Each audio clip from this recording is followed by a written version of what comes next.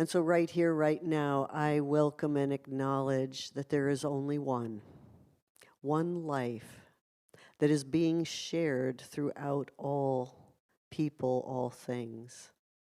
It is an activating principle. It is creating from itself everything that is seen, heard, felt, tasted. It is beyond our own comprehension of its allness, its greatness, its expansiveness, for it is eternal, eternally present. It is a divine consciousness that is bringing all right here, right now, within me. And I know that because there's only one, that I am made of everything that it is, even though I may not realize. And I know also that because it is all there is, that it is creating every one that I come into contact with or think about, every idea, every object that is created through the mind, through that one mind, brought into being. And because today I recognize and appreciate that it is not just me, that it is everything in that unlimitedness that fills my world. Different people, different things, different colors. For a rainbow would not be as splendid if it was only one. And so I welcome different ideas because all of my ideas sometimes don't work. And I welcome and appreciate other thoughts, other faces, other emotions that free me from the one tone or the one belief or the one feeling that I may be trapped in.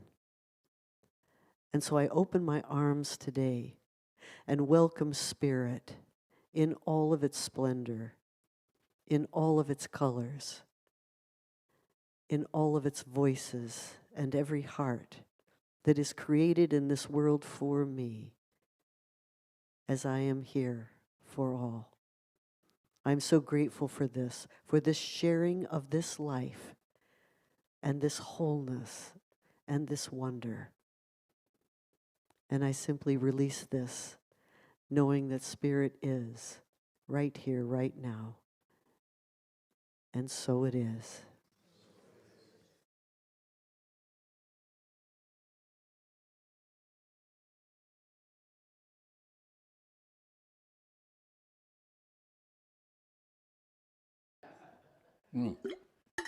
Excuse me.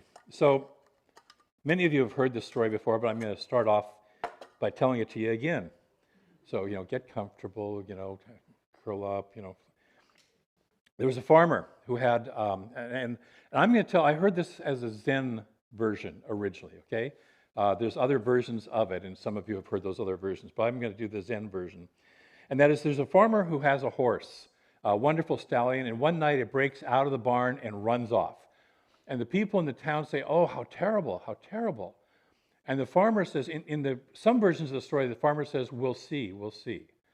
In the Zen version, he says, "Judging, judging, always judging." It's come in our minds. A couple days later, the stallion comes back, bringing with him 5 wild mares back to the ranch. And everybody says, "Oh, how wonderful, how fortunate." And he says, "Judging, judging, always judging." A couple days later, the son of the farmer is trying to break the horse and break him in and like that. And one of the horses kicks him in the leg, breaks his leg, and he's hobbled up. And the townspeople say, "Oh, how terrible, how terrible." A few days after that, the army comes through conscripting every healthy young man for a war, for a battle, to go into a battle that is probably a suicidal battle, probably one that's not going to work out well. And of course, they don't take the kid because his leg is broken. And everybody says, "How wonderful." And the farmer says, "Judging, judging, always judging." We are so conditioned to be doing that. So our agreement today, we've been working this whole year so far with Revolutionary Agreements, which is a fabulous book. It's 12 agreements for how to live. The subtitle is A Personal Path to Peace on Earth. Are we good with that? Anybody good with peace, more peace on earth? Yes. So this is a personal path. This is not, they should do this. This is, what can I do? How can I live to embody this? And so our agreement today is, I agree to respect our differences. At the start of this whole thing, I said that there are some agreements that are just kind of like, they're obvious, and yes, we're doing those, and others that are a little more kind of challenging, yes? In our face. We had that third agreement that I agree to look within when I'm upset. You remember that one? Yeah. Okay. And I know you're all doing well with that. So I agree to respect our differences, and in the book she quotes a person named Marty who says, the problem with any agreement is that it is easier to say yes with our minds than to actually do. It's easier to say yes with our minds than it is to actually do it. So we are each unique expressions of the infinite oneness. Whether we're a person, whether we're an animal, whether we're a plant, whether we're a rock, we are unique, right? Which means if we're unique, we are different from each other. Yes? Okay? How many people here are appreciative of being unique? Okay? How many of us have sometimes worked really hard to be unique? Right? Ask any teenager. Ask any of us when we were teenagers. Okay? We're unique, which means we're different from each other. Apparently, the infinite intelligence has a whole lot of ideas about how to express itself. Right? And so you can look around this room. People talk about, we need more diversity in our centers and in our churches and like that. And you look around the room and there's diversity in every single chair. Because each and every one of us is different. Yes? Okay? Very young children don't see differences as threatening. They may be curious, and they may even ask what we nicely socially conditioned adults call inappropriate questions, but they're just being observant and curious. My older daughter Eileen, when she was about 7, I had a friend named Alan who was over visiting. All three of us had dinner together, and I was in the kitchen doing the dishes, and the kitchen window looks out over the front doorstep, and he was sitting on the doorstep, and Eileen was talking to him, and she's kind of looking at him, and I had the window open, and she goes, "Daddy, how come Alan's nose is so big?" I'm like, well, it just is the way it is. "But Daddy, it's really big."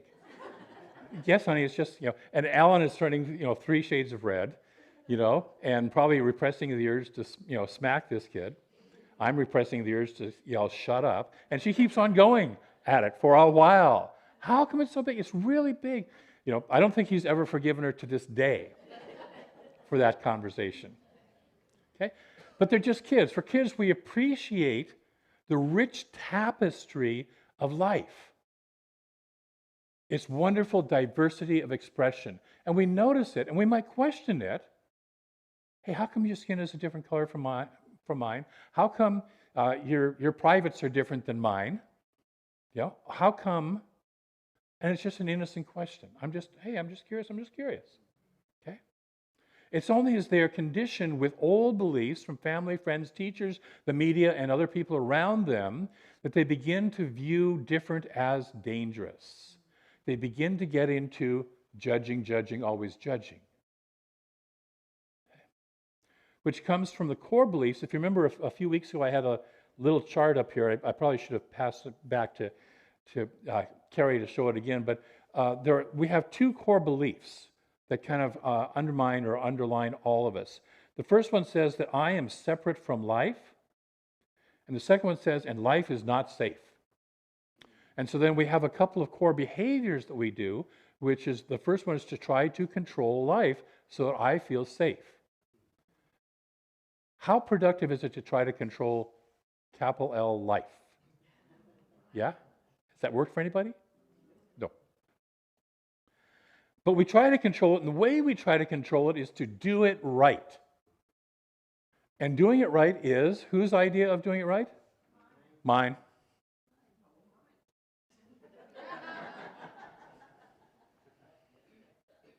No, it's hers. Which leads us to the world of conflict, that we experience today, that we have experienced for thousands of years as human beings. Yes? But what are the results of everyone doing it my way as right? We would have no creativity. We would have no new ideas, no fresh perspectives, no fresh styles and approaches. I think Susan said something in the opening prayer of my thinking sometimes isn't the best thinking.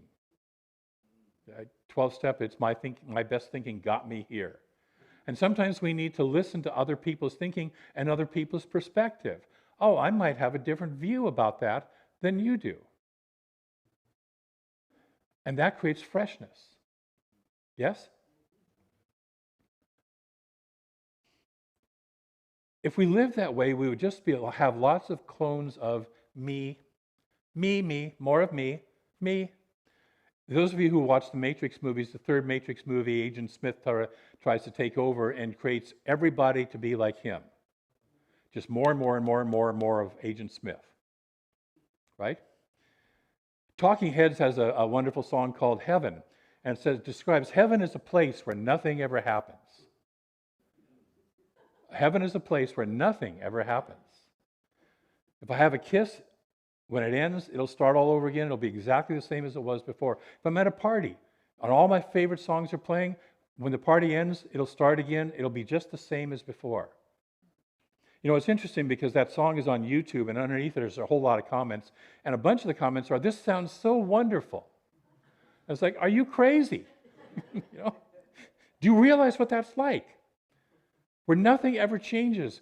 Even wonderful things would turn sour if they never, ever, ever change over and over and over and over again for eternity.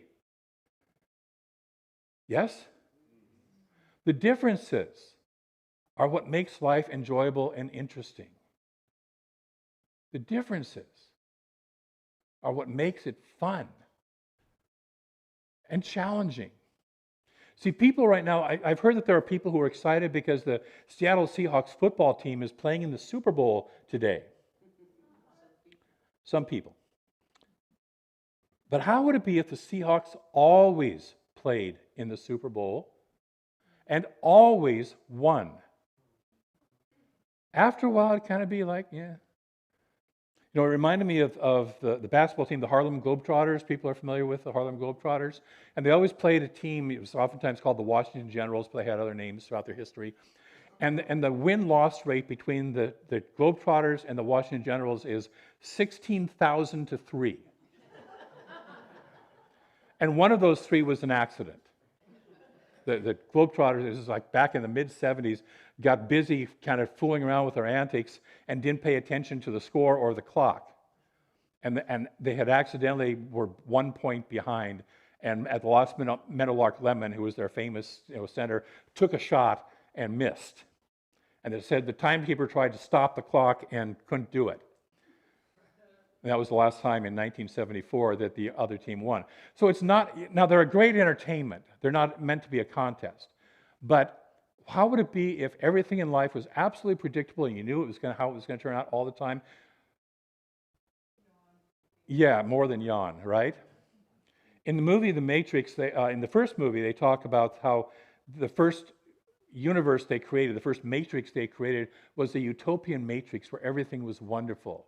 And as they put it, they lost a whole crop of humans. In other words, people died of boredom. Right?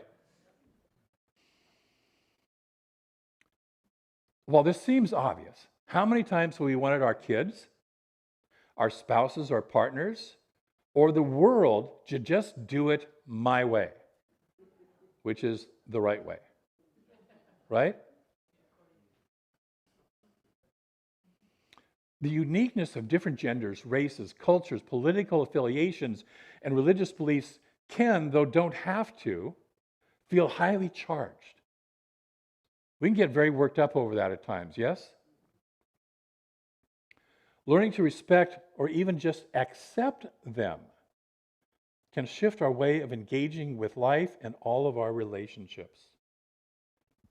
There's a religious science practitioner named Tracy Brown who wrote a book called Stained Glass Spirit, in which she says, ignoring the beauty and value and uniqueness of different types of people is equivalent to ignoring God and refusing to see all the ways God shows up as humanity.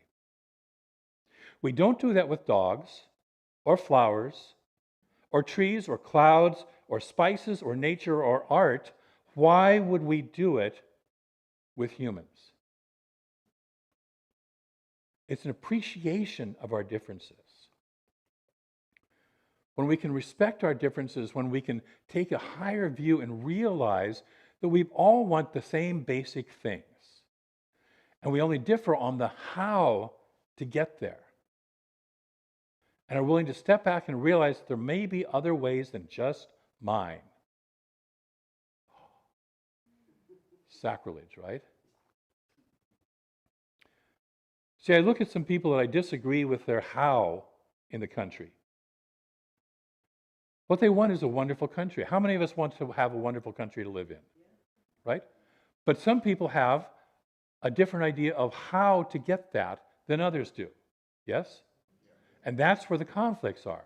It's not in the what we ultimately want, it's the how do I get there? What does it look like? When we start to open up, we start to expand our ability to live more freely and creatively in the world, and maybe have a little more love, joy and a little more peace, and less of that desperate clinging, fear, and fighting. Marion gives several great examples in the book. If you haven't bought the book and haven't read the chapter, I highly encourage you to do it. But she mentions that the original version of this agreement was a lot more wordy than this one, right? I agree to come from a sense of cooperation and caring in my interactions with others, and from an understanding that goals are often the same even though methods for achieving them may differ.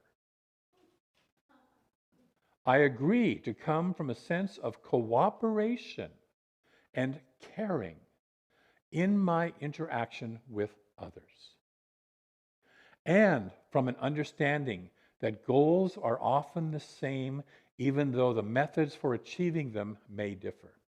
She talks about how she and her husband they had a business consulting, a consulting business that consulted with businesses to help them be better. And she had a particular approach. It was a very productivity sort of approach, while her husband, as she put it, walked around and schmoozed. And she felt kind of put upon. I'm doing all the work, and he's just going out and chit-chatting with all these people. But she realized after a while that after about 4 or 5 times of chit-chatting with all these people, some idea would come to him that would greatly benefit the company. Right? And that he wasn't just schmoozing, he was observing and allowing that creative part of him to work. They had a common goal, which was to increase their clients' productivity. And his method often led to ideas that her process didn't reveal. So she's focused on the trees, and he's focused on the forest.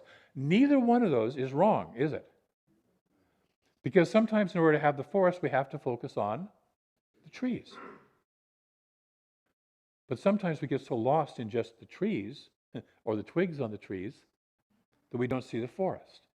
We need both perspectives. We can step back and realize that each of us has something to contribute, though it isn't always evident what that something is. Yes? How many of you have been in a situation where you don't understand how that person is contributing to the betterment of life? Okay? Mm-hmm. But if we realize that we're in an infinite mind that is expressing as each person and as each situation, we can become willing, at least, to acknowledge the possibility that something greater is happening. Something greater is being revealed. I may not yet see the picture. We've all seen those little dot things. We look at it a certain way, it's just a bunch of dots, and if we shift our view of how we're looking at it, all of a sudden we see there's an image in it. Okay? Sometimes it takes shifting. And this person is part of that process of revealing. Dang. Ernest Holmes says, the thing that shall establish unity is that each family group of the race, and he's talking about the human race, each family group of the race shall respect the individual difference of others while at the same time cooperating with them. cooperating with them. By the way, that doesn't mean agreeing with them, right? I can respect our differences. I can respect that I disagree with you, you disagree with me, and still respect you as a human being. Respect you as an individual expression of the divine. And recognize, in the Taoist philosophy, there's the yin and the yang, right? One is motion, one is non-motion, inactivity. It takes both to create. They look opposite of each other, but it takes both to create.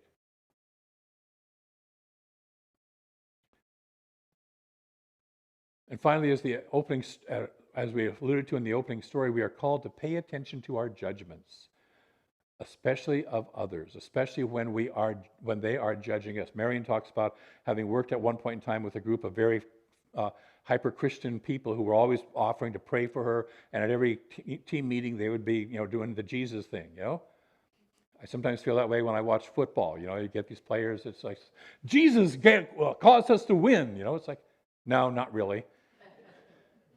I give all thanks to Jesus, and I have to step back and say, they're spiritual people. This might be the way that they express it, but they're spiritual people. And they're honoring Spirit first. How wonderful. Rather than just look at me, look at me, look at me. I made it all happen. Okay? They're saying, I'm open to something else. So Marion got asked, when she was feeling frustrated with her co-workers, she was asked, when does your judgment about their judgment become intolerance? When does my judgment about these people who are judging me become intolerance? When do I shut down? Which is the very thing we don't want. It's what we can get caught up doing, right? We become what it is that we don't want to see happening.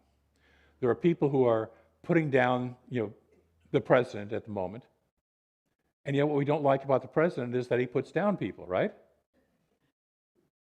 We're engaged in the same behavior. Can we step back and approach it from a different consciousness, a different way? Take a breath.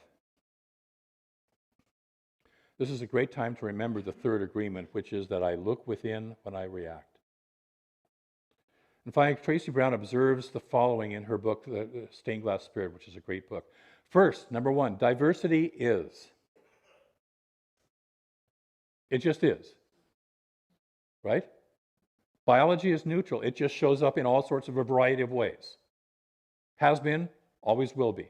It just is. Inclusion, on the other hand, is a choice and requires human action. We have to be willing to include. And then the third factor is oneness with God is always available as the source of the underlying unity between us. The oneness with the divine is always available. Do we pay attention to that? Do we pay attention to that?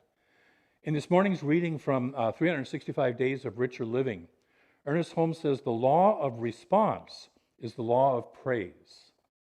Whatever we bless increases, and whatever we curse decreases.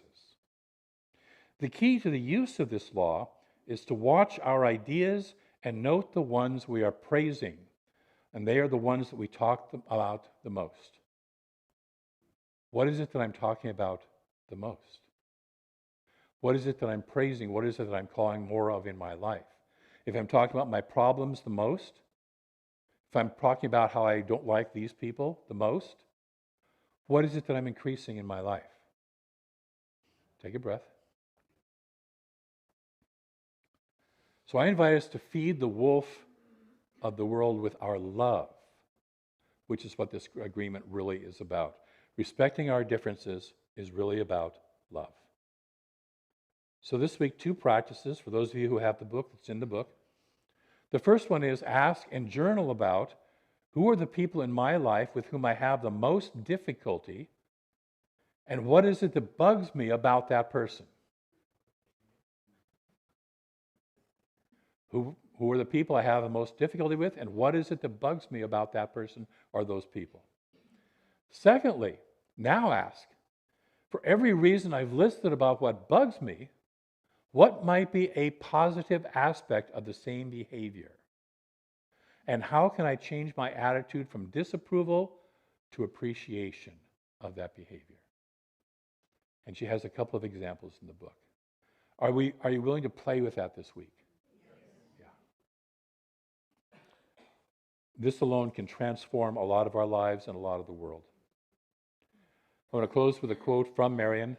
She says, "When we release the great burden of judging others and ourselves, we experience greater peace in our own lives." How many of us judge parts of ourselves also as, this part really bugs me? Can we appreciate the behavior? I was talking with somebody recently that talked about that they grew up, they had a pattern of being invisible. Growing up, that was an important survival technique for them. It was a blessing. Okay. When enough of us recognize and respect the multifaceted nature of our human race, we advance peace on earth. Our role is to simply recognize and respect the multifaceted nature of our human race. So rather than saying, "You're wrong," we say, "Wow, that's a unique perspective. I would have never considered that." I heard something back there. I didn't say this was an easy agreement to keep. But we have an affirmation. I agree to respect, hang on guys, I agree to respect our differences. Say it with me. I agree to respect our differences. We have a video we're going to show for that. And so we're celebrating African American History Month this whole month. And several years ago, the CSL in Dallas, Texas, created 4 little mini videos, about 3 minutes long, of Black history in New Thought, of the contributions of African Americans into New Thought, the movement that we're part of. So we're going to watch the first of those today. We're going to watch one for each of the next 4 weeks beginning today. So if you can play that video.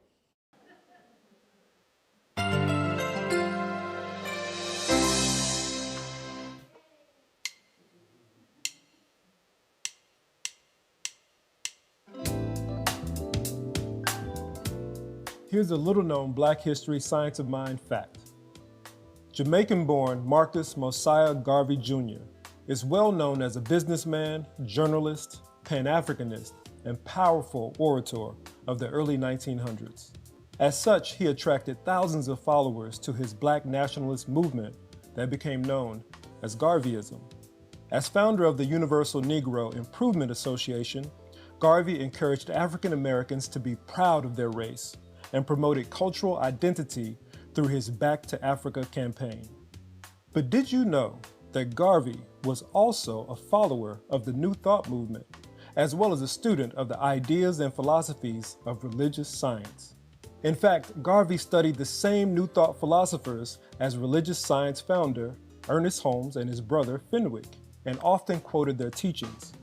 He also was inspired by Divine Science co-founder Nona Brooks. Even the philosophy of transcendentalism, led by writer Ralph Waldo Emerson, resonated with Garvey. He excelled in merging racial philosophical concepts and science of mind principles while addressing the Black condition in America. The strong philosophical beliefs in self-mastery, determination, and willpower that Garvey preached to Black people aligned perfectly with the newly emerging teachings of science of mind. In many of Garvey's speeches and writings, he often urged his followers to get a scientific knowledge of religion. His message was clear: liberate the minds of men, and ultimately, you will liberate the bodies of men. Another instrumental Jamaican in Science of Mind is Dr. Elma Lumsden, who founded the Temple of Light Church of Religious Science in Kingston, Jamaica in 1981. An engaging speaker and master teacher, Dr. Elma is also known for her simple yet dynamic words of wisdom, such as, "Until you can walk on water, take a boat," and "Life is a school, and we're not on holiday." Due to her leadership and diligence, Lumsden helped religious science become recognized as one of 12 key religions in Jamaica. Dr. Elma Lumsden and Marcus Garvey, Black Evolutionaries in Science of Mind.